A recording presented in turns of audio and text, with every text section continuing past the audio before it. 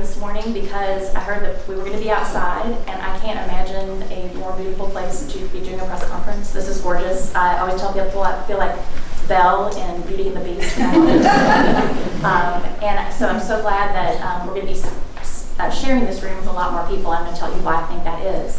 First of all, I want to tell you just a little bit about Louisville Tourism because a lot of people don't really know what that is.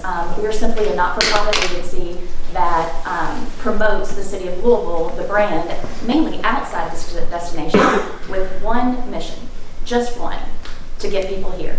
Not to get people here and to get them to spend money. So we're just economic development through tourism. And we do that by creating a brand for the city, or actually not creating it as much as what you all, I'm going to talk about this, unveiling it and promoting it constantly. We're the storytellers of the city. And many of you in the room know where this bourbon tourism concept came from, but for those that didn't, I just want to give a little Reader's Digest version of the power of doing something like you're doing here and a real, if you build it, they will come concept.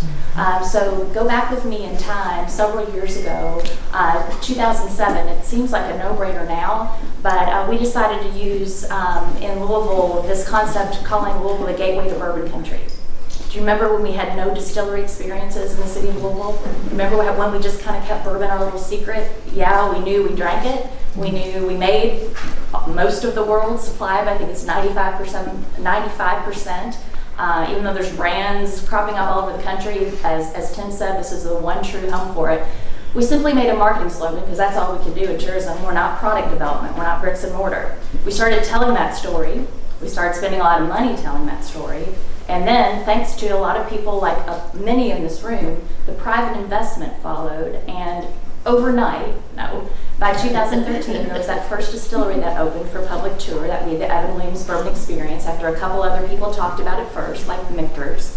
Now you probably know the story. We have 20 distilleries and counting, but it's more than a distillery tour. And actually, we need more product development. We always have. We've actually outgrown this brand that was called the Gateway to Bourbon Country. We can still use it a little bit, but we truly have become the Bourbon City. In fact, I heard Jim Nance say it on a PGA broadcast last night, so I know it's true now. But we continue to need product development. People ask us all the time, how long do you think this bourbon tourism thing is going to last? I don't know about the production side. You've seen dips. You certainly in the bourbon industry. It was in the 70s. It was all but left for dead. In the 90s, it started to premiumize, and in the 2000s is when the bourbon production and the companies met with the tourism experience to put that gas on the fire, along with a million other things that I give lectures on, like Don Draper drinking bourbon in Mad Men certainly helped. But you had this bourbon revolution, really. I think the runway is very long on this. We have a goal of, we get about, I want to tell you, when we started with bourbon tourism back in 2007, we were seeing about 11 million visitors a year. By 2019, before the world turned off into 2020, we had a record 19 million visitors. We know from that 45% of our research, and from our research, 45% of those are coming for the bourbon story. A lot of them are coming for sports and conventions, but 45% of those 19 million are coming because they have an interest in bourbon. And we continue to put research in the field to monitor that. We have a goal of getting 25 million visitors by 2030. And it's attractions like this and the investment that Oxmoor, the staff and board, the principals behind the Oxmoor Bourbon Company have put in. I know this is no small feat. Back when we started, we kind of went around town and asked the 2 distillers in town, can you just open your doors for distillery tours? Can you just do that? Because we've got this little marketing thing.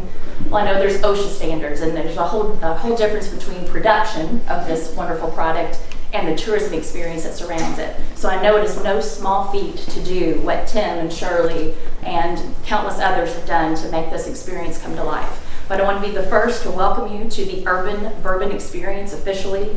Again, I think there's a long runway. I think you've got a great product. I'm so excited to sample it. Cheers.